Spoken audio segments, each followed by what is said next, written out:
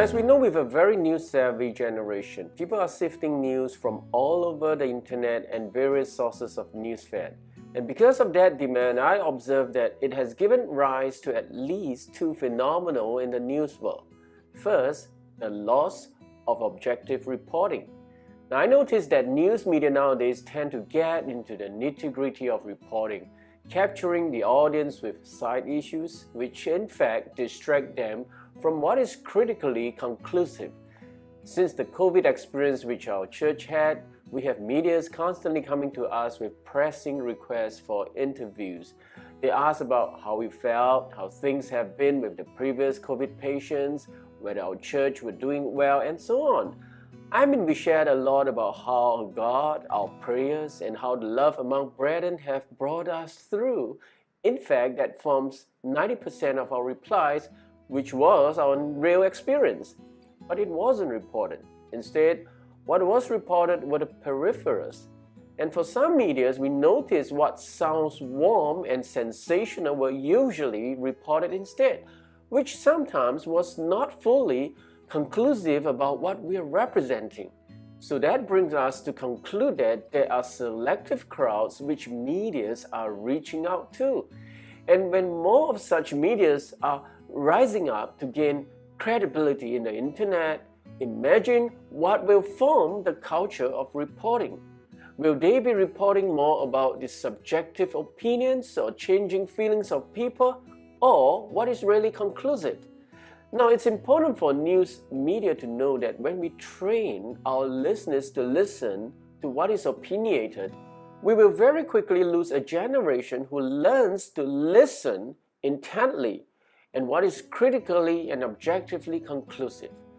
Now, although we as curious human beings will like to know about the process of things, but we must be trained to listen to or to find out what is factual and conclusive. Sometimes too much sensation just plays up issues needlessly. And the next phenomenon I realized with this generation of media is that it is prone to misrepresentation. And pardon me for saying that, but many a times they err by making something conclusive which evidently is not. Now, I don't know if you heard about it. Recently, there was a post in the internet that gains quite a lot of traction. It was a post about what a lady pastor shared about the fight against sexual temptation. Now, I saw the posting. It was a very clear message on holiness and purity, yet the post ended up with netizens, both believers and non-believers, simply slamming her. Why?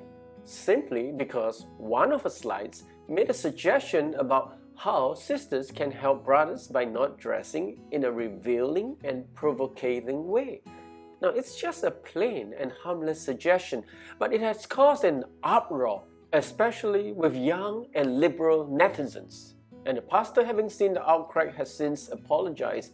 But what I saw is that the whole message was thrown out just because of that one suggestion, and we wonder why. Why the outcry? Why such a triggered reaction?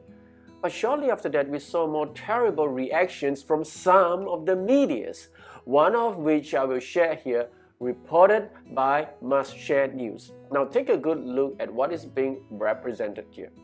Now, first look at a suggestion brought about by this lady who is reading the Bible wearing a pajamas. Look at what the headlines implies. Singapore pastors ask girls to dress modestly to prevent lust.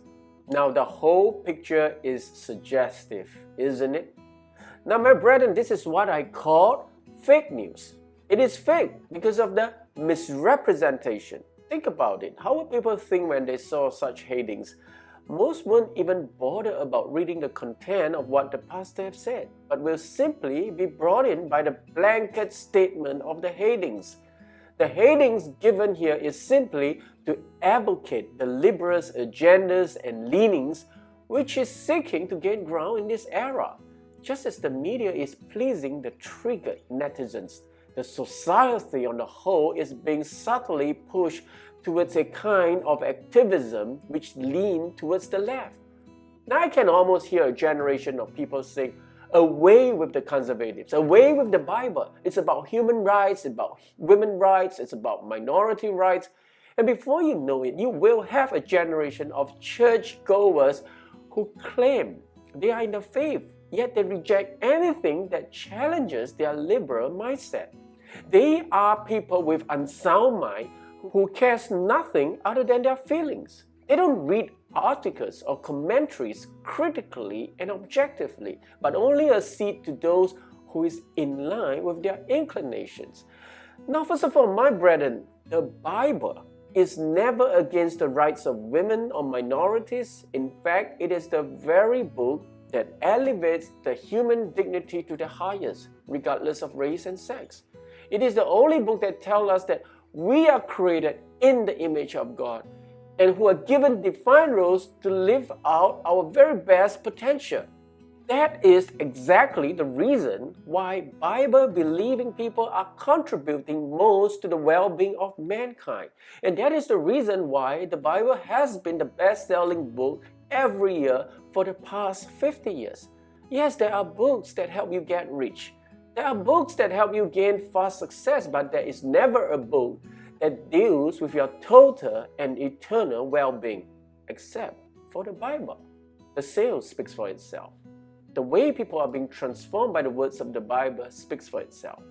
But my brethren, in our postmodern era today where the work of the Antichrist is starting to gain ground, it is using the liberal media to spread liberal messages and to start liberal movements. It is everywhere and especially all over the internet today. And foolish people are being brought over by their ideologies and sentiments. And I like you, my brethren, to be wise and be of sound mind. Now I'm going to end with one last note for church leaders and believers who pledges allegiance to the truth. In the words of the Apostle Paul, 2 Timothy chapter 4, verse 4, they will turn their ears away from the truth and turn aside to myths. But you keep your head in all situations, endure hardship, do the work of an evangelist, discharge all the duties of your ministries. Now the Apostle Paul is simply saying, be bold for the truth. Fight for it. If you are wondering how to fight for the truths when we are living in a world of opinions, where many views are blurry, they don't seem to be wrong, yet they don't seem to be right either. Now I will end with what Martin Luther says about fighting for the truth. Now Martin Luther says right here, if I profess with the loudest voice and clearest exposition every portion of the truth of God, except that little point which the world and the devil are at that moment attacking, I am not confessing Christ, however boldly I may be professing Him. Where the battle rages, there the loyalty of the soldier is proved. Ask yourself, my brethren, where does the battle rage now? Fight for the truth, right on the battle line, and you will see the truth prevails and the wrong inclination of a generation turns.